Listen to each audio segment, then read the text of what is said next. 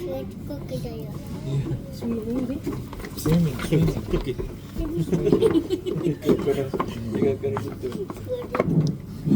It's Goldie. Alright, good everybody, welcome to Butterfly Creek. My name's Connor, feeding today is Lawrence. Now just a couple things to go over for anyone who's just joined us. Obviously it's not too busy today, so everyone should have a nice view of the show. If we can please just make sure that there's no kids up on the handrails please during the show. And if we can also keep the noise down to a minimum while we are working in here with the crops.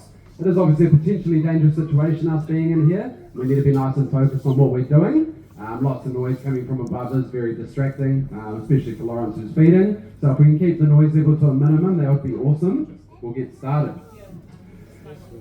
So we do have two crocodiles here at Butterfly Creek. Today we're working with Goldie. We do have Scar next door. Now both our boys originally came to us from Australia. Now they're a little over 5 meters long.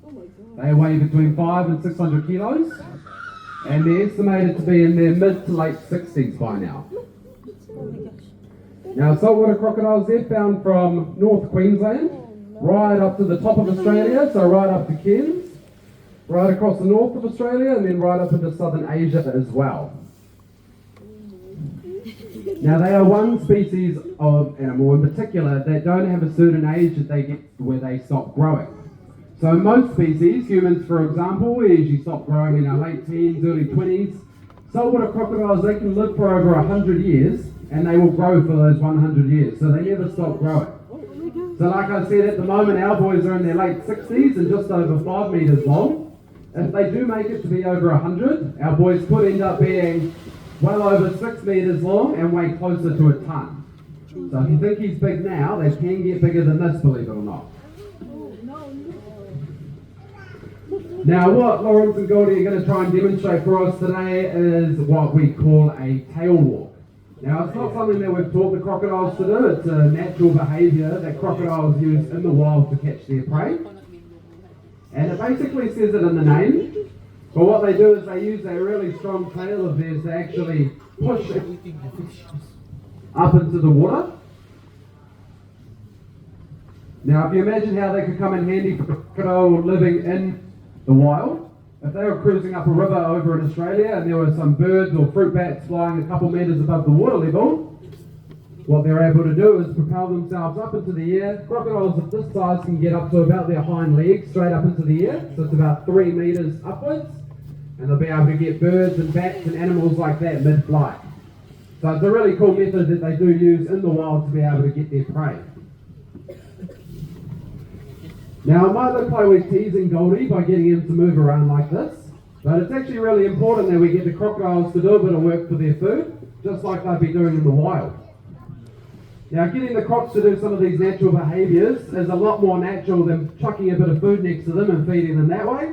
Obviously in the wild they're going to have to go out and hunt for their food, and a lot of the time they're going to be unsuccessful in those hunts as well. So getting him to do behaviours like this, it's getting him to use a lot of different muscles in his body, so it's keeping him in good physical condition, but it's also getting his brain working nicely as well. He's having to think about where Lawrence is going next, how high the food is, how high he has to jump. So it's good for the crocs all round. Now you might be wondering why we are offering such a large animal such a small amount of food. But if you've been and seen the crocodiles earlier today, you might have thought they were statues. They don't do too much. And because of that, they're the masters at conserving all their energy.